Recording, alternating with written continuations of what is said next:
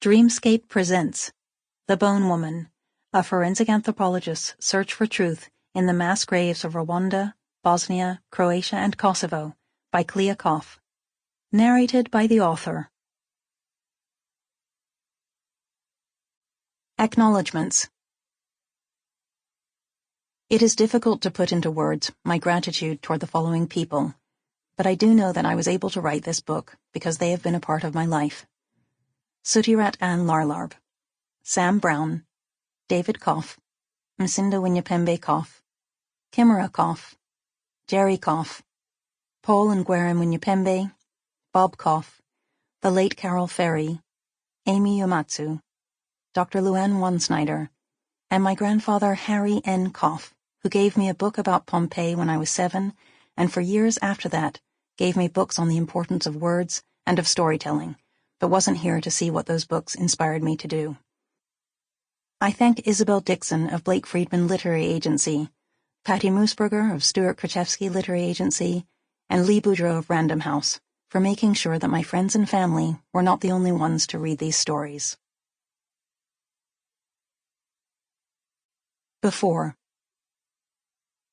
At 10:30 in the morning on Tuesday, January 9th, 1996, I was on a hillside in Rwanda, suddenly doing what I had always wanted to do. I took stock of my surroundings as though taking a photograph. I looked up, banana leaves. Down, a human skull. To my left, more banana leaves. To my right, a forest of small trees. Directly in front of me, air. I was sitting on a steep slope in the midst of a banana grove. My knees were pulled up tight to stop me from slipping down. The skull hadn't been so fortunate. It had rolled down to this point from higher up the slope, leaving behind its body.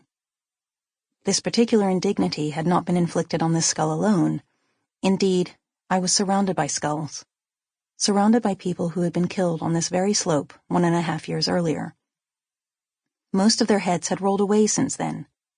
I was there to find the heads and get them back to their bodies.